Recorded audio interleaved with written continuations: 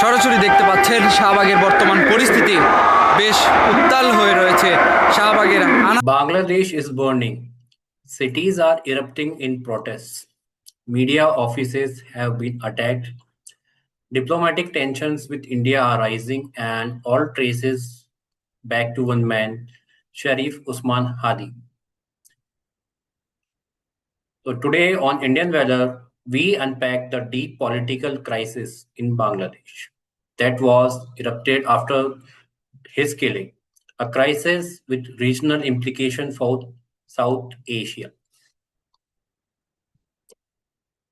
So, to all my viewers, there is one question. Who was Sharif Usman Hadi? So, Sharif Usman Hadi was a 32-year-old Bangladeshi leader, student activist, and outspoken critic of political influence from neighboring India.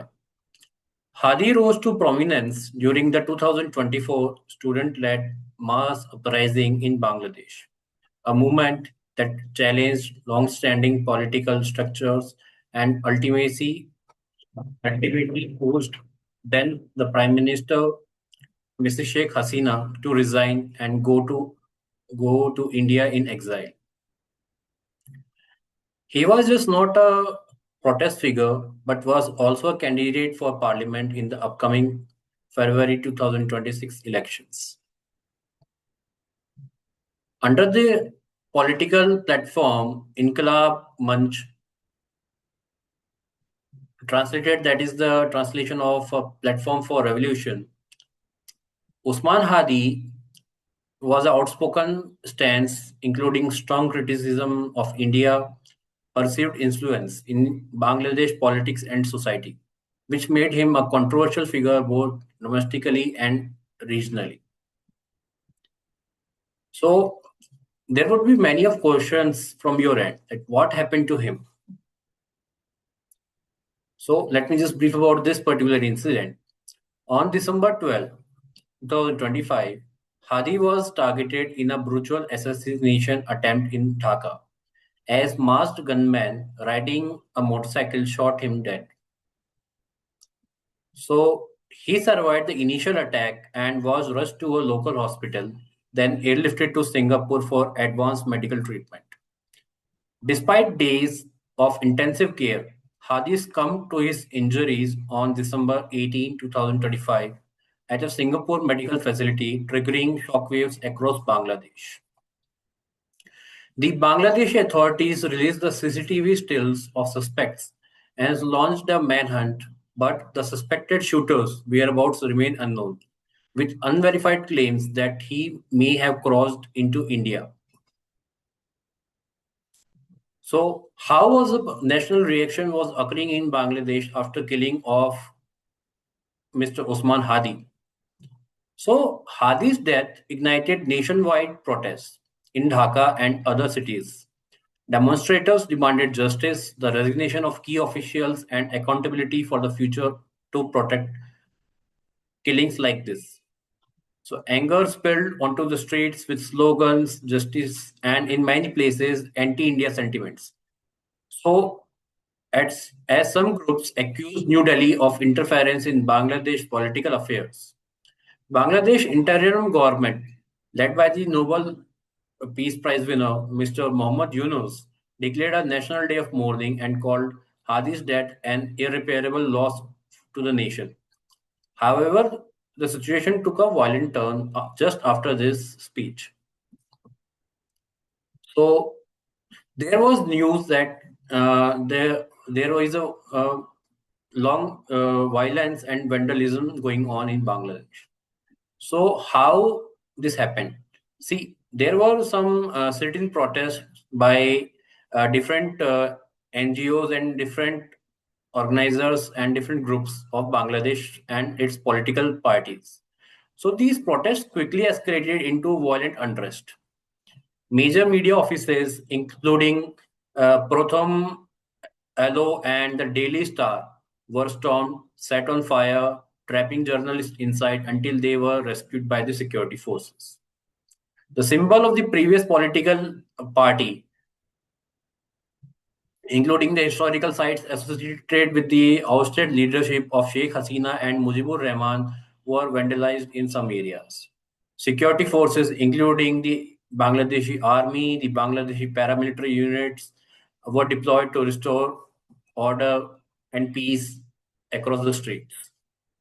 So these attacks have raised serious concerns about the press freedom, the journalist safety, and the rule of law in a country already facing deep political divisions after the ouster of Sheikh Hasina from the post of Prime Minister last year. So there have been a troubling reports of communal violence and clashes, highlighting further risk of minority communities and social harmony. But as you have seen some videos where a Hindu boy, Dipu Chandra Das, was brutally killed by a mob of Islamists, and his body was buried by hanging him to death. Then there was widespread demonstration across Bangladesh, and the minority shops and offices were vandalized and looted by the angry mobs in the name of killing of Mr. Osman Hadi. So that's right. I would like to shed some light that why it matters, the regional and global implication.